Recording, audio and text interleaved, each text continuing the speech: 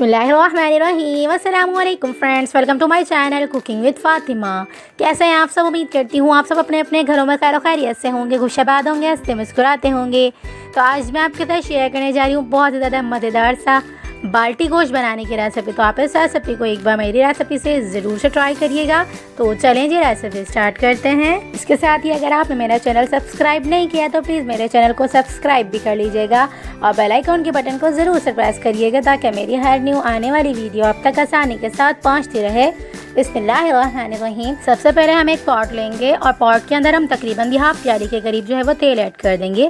तेल को अच्छी तरह से गर्म कर लेंगे। गर्म तेल के अंदर हम इस तरह से 1 टेबल स्पून शाहजीरा ऐड कर देंगे, एक जो है वो बड़ी इलायची ऐड कर देंगे, 4 से 5 इसमें हम लौंग ऐड कर देंगे और 2 जो है वो तेज़पात पत्ते ऐड कर देंगे। अच्छी तरह से मिक्स करेंगे। तेल के अंदर एक खुशबू मज़ेदार से आने लगेगी, यानी कि कच्चापन मसालों का दूर हो जाएगा। तो इसमें हम तकरीबन 2 अदद चॉप की हुई कटिंग की हुई प्याज ऐड कर देंगे और इन तमाम को लाइट सा शैलो सा फ्राई करेंगे। इसकी जो मेन रेसिपी होती है उसमें प्याज ऐड नहीं की जाती, लेकिन अगर आपको खाने में ग्रेवी चाहिए तो आप इसमें जो है वो प्याज ऐड कर सकते हैं, नहीं तो बाल्टी गोश्त की मेन रेसिपी में जो है वो प्याज ऐड नहीं की जाती। तो ये देखें जी, प्याज हमारी अच्छे से फ्राई हो चुकी है और अब हम इसे स्टेज पे इसमें 1 कप के करीब पानी ऐड कर देंगे। पानी ऐड करने से प्याज की करवाहट खाने में नहीं आती और ग्रेवी बहुत ही अच्छी तरह से बनना स्टार्ट हो जाती है। तो ये देखें जी, मैं मिक्स करती जा रही हूँ और ग्रेवी बनना स्टार्ट हो रही है। तो अब हम इस स्टेज पे इसमें तकरीबन 2 टेबल स्पून लहसुन अदरक का पेस्ट ऐड कर देंगे।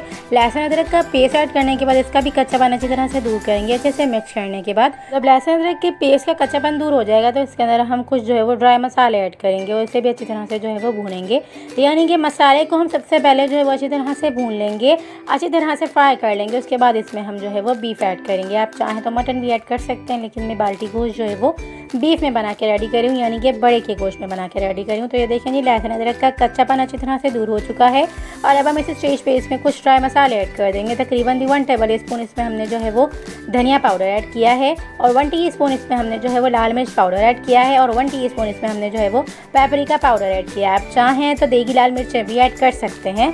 1 टीस्पून इसमें जो है वो हमने हल्दी ऐड की है और 1 टेबल स्पून इसमें जो है वो हमने नमक ऐड किया और इन तमाम को अच्छी तरह से मिक्स कर लेंगे। लाल मिर्चें हो या पेपरिका पाउडर हो, सिर्फ कलर के लिए ऐड किया जाता है, अदरवाइज कोई इशू नहीं होता। अगर आपके पास दोनों चीज़ें अवेलेबल नहीं है तो कोई मसला नहीं, आप इसमें जो है वो सिंपल लाल मिर्च पाउडर भी ऐड कर सकते हैं। तो ये देखिए जी, मसाले हमारे प्याज में अच्छी तरह से मिक्स हो चुके हैं और अब हम इसे स्टेज पे इसमें 2 अदद छिले हुए कटे हुए टमाटर ऐड कर देंगे। अगर आप छीलना ना चाहें तो कोई इशू नहीं है, लेकिन मैंने यहाँ पे जो है वो टमाटर को जो है वो छील के ऐड किया। अगर आप चाहें तो सिंपल जो है वो ऐड कर सकते हैं, 4 कट करके भी, या जिस तरह से भी आप ऐड करना चाहें। तो 2 टमाटर मैंने यहाँ पे जो है वो ऐड कर दिए हैं और अब हम इसे स्टेज पे इसमें फुल फ्लेम करके अच्छी तरह से टमाटरों को भून लेंगे।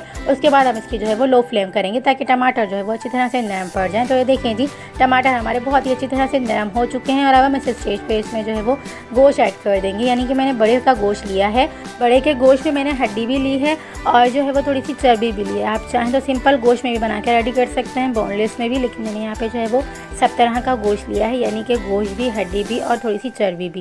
ये देखें जी, तमाम मसाले हमारे अच्छी तरह से मिक्स होने लगेंगे। तो थोड़ा सा जो है वो फुल फ्लेम पे अच्छी तरह से गोश्त को भून लेंगे तो पानी इंक्रीज़ करने लगेगा गोश्त। तो ये देखें जी, पानी इंक्रीज़ कर लिया है गोश्त ने, ये नेचुरल इसका पानी होता है, तो इसे इंक्रीज़ होने दीजिएगा। उसके बाद इसे हम अच्छी तरह से भूनने के बाद इसमें हम तकरीबन 3 गिलास के करीब पानी ऐड कर देंगे, क्योंकि हम देगची में गोश्त को गला रहे हैं, तो इसलिए हम इसे तकरीबन 30 से 35 मिनट के लिए अच्छी तरह से जो है वो कुक होने के लिए छोड़ देंगे, यानी कि गोश्त को गलने के लिए छोड़ देंगे। अगर आप कुकर में बना के रेडी करें तो इसे आप तकरीबन 10 से 20 मिनट के लिए अच्छी तरह से कुकर में कुक कर लीजिएगा। बेहतरीन तरीके से आपका गोश्त गल जाएगा। गोश्त को अच्छी तरह से मिक्स करने के बाद उसके बाद हम ढक्कन ढक के अच्छी तरह से तकरीबन 30 से 35 मिनट के लिए इसे कुक होने के लिए छोड़ देंगे, यानी कि गोश्त को गलने के लिए छोड़ देंगे।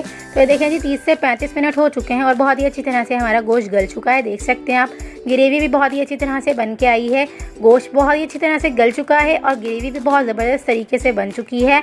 तो देख सकते हैं आप, पानी भी बहुत ही अच्छी तरह से खुश्क हो चुका है और अब हम इस स्टेज पे इसमें 1 कप के करीब जो है वो दही ऐड कर देंगे। दही को आप अच्छी तरह से फेंट लीजिएगा। उसके बाद हम इसमें जो है वो 1 कप के करीब दही ऐड करेंगे। दही ऐड करने के बाद दही का पानी हम ढक्कन खोल के अच्छी तरह से खुश्क करेंगे, ढक्कन बंद करके नहीं खुश्क करेंगे, क्योंकि बहुत ही अच्छी तरह से गोश्त हमारा ऑलरेडी अच्छी तरह से कुक हो चुका है। तो इसलिए हम ढक्कन खोल के अच्छी तरह से दही का पानी खुश्क करेंगे, तो दही का पानी भी अच्छी तरह से खुश्क हो जाएगा और बेहतरीन तरीके से हमारा गोश्त भी अच्छी तरह से भुनना स्टार्ट हो जाएगा। तो ये देखें जी, दही का पानी अच्छी तरह से खुश्क हो चुका है और अब हम इस स्टेज पे लास्ट में इसमें 1 टीस्पून के करीब गरम मसाला पाउडर ऐड कर देंगे और इन तमाम को दोबारा से अच्छी तरह से मिक्स कर लेंगे। तो ये देखें जी बेहतरीन सा हमारा मसाला भुनना स्टार्ट हो चुका है। याद रहे हमने गरम मसाला जो है वो लास्ट में इसलिए ऐड किया है ताकि मसालों का हिसाब रहे और गरम मसाले का जो तीखापन है वो बहुत ही अच्छी तरह से जो है वो हमारे खाने में आ जाए। तो लास्ट में ही इसमें गरम मसाला पाउडर ऐड किया जाता है, तो आप भी इसी तरह से ऐड कर लीजिएगा। तो ये देखें जी चम्मच को मुस्तकिल हिलाते हुए और ढक्कन खोल के अच्छी तरह से कुक करने से दही का पानी भी बहुत ही अच्छी तरह से खुश्क हो चुका है और गरम मसाले पाउडर की खुशबू भी बहुत ही बेहतरीन सी आ रही है खाने में। तो अब हम इसे स्टेज पेस्ट में लास्ट में हरी मिर्चें इस तरह से बारीक कट की हुई ऐड कर देंगे। 4 to 5 टेबल स्पून चॉप किया हुआ धनिया ऐड कर देंगे और कुछ जो है वो अदरक के इस तरह से पीसेस बिल्कुल बारीक कट किए हुए ऐड कर देंगे। इन तमाम को अच्छे से मिक्स कर लेंगे और बेहतरीन सी हमारी जो है वो बाल्टी गोश्त बनकर रेडी हो चुकी है। देख सकते हैं आप स्टेज पे जो हमने खड़े मसाले ऐड किए थे उसे डिस्कार्ड कर देंगे, यानी कि तेज़पात पत्ता है इसे हम जो है वो डिस्कार्ड कर देंगे, यानी कि फेंक देंगे। इसका जो काम होना था हो चुका है, यानी कि इसका जितना फ्लेवर आना था खाने में आ चुका है, तो इसे हम डिस्कार्ड कर देंगे, फेंक देंगे। तो ये देखें जी मज़ेदार सी अपर लेवल का जो है वो हमारा बहुत ही ज़्यादा यमी सा, यूनिक सा और बहुत ही ज़्यादा खुशबूदार सा हमारा जो है वो बाल्टी गोश्त बन के रेडी हो चुका है। बहुत ही अमेजिंग सी खुशबू आ रही है पूरे घर में, पूरी किचन में। बहुत ही ज़्यादा यमी सा हमारा बाल्टी गोश्त बन के रेडी हुआ है। तो देख सकते हैं आप बहुत ही मज़ेदार सी ग्रेवी बन के आई है। बहुत ही अच्छी तरह से हमारा गोश्त कुक हो चुका है। देख सकते हैं आप बहुत ही अच्छी तरह से गल चुका है गोश्त।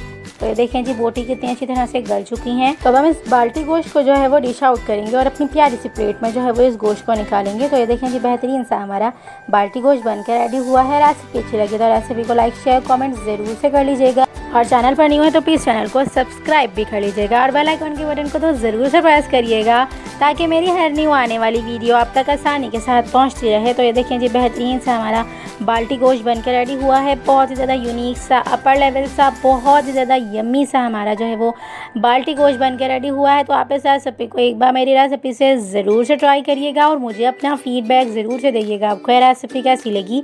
मैं आपके लिए बहुत ही ज़्यादा यूनिक सी, बहुत ही ज़्यादा कम इंग्रेडिएंट्स में घर से ही, किचन से ही बहुत ही ज़्यादा यूनिक सी, मज़ेदार सी रेसिपीज़ बनाना सिखाती हूँ आपको।